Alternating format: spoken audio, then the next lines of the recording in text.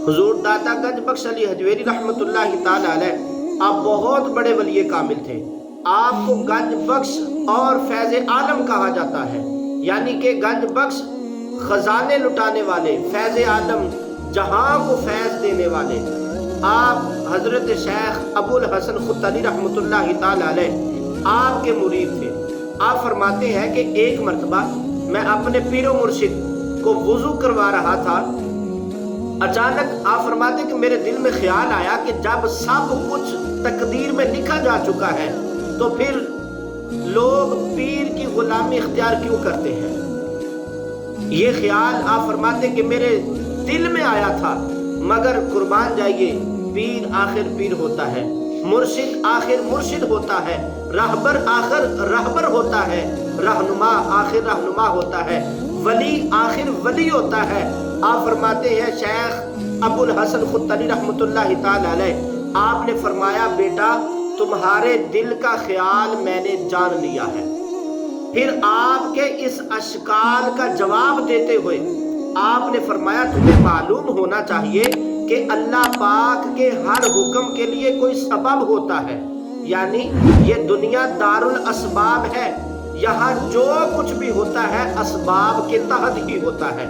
لہٰذا جب اللہ پاک کسی سپاہی کے بیٹے کو تاج و تخت عطا فرمانا چاہتا ہے تو آپ فرماتے ہیں تو اسے توبہ کی توفیق دے کر اپنے کسی محبوب یعنی ولی اللہ کی خدمت کی سعادت عطا فرما دیتا ہے، پھر اسی خدمت کی برکت سے اسے عزت و شان عطا کی جاتی ہے۔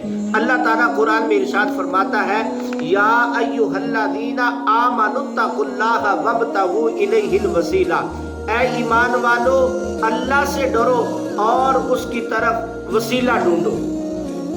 حکیم الامت مفتی احمد یار خان نعیمی رحمۃ اللہ تعالی علیہ آپ یہاں پر اس آیت مبارکہ کے تحت فرماتے ہیں کہ اس آیت میں تقوی کے بعد وسیلہ کی تلاش کا حکم دے کر بتایا گیا ہے کہ کوئی متقی تقوی کے کسی بھی درجے پر پہنچ جائے تو وسیلے سے بے نیاز نہیں ہو سکتا۔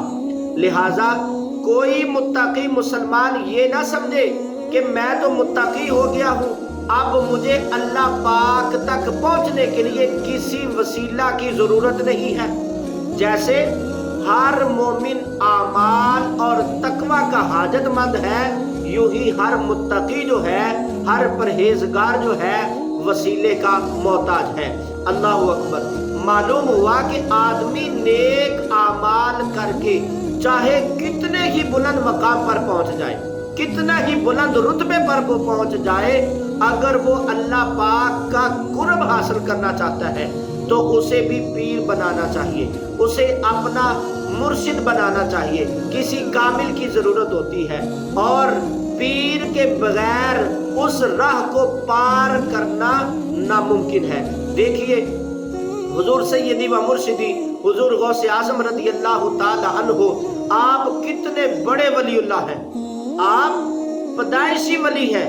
آپ نے پیدا ہوتے ہی اپنی اس دنیاوی زندگی کے پہلے دن روزہ رکھا۔ کتنے متقی تھے، کیسے متقی تھے، کتنے پرہیزگار تھے، عبادت گزار تھے۔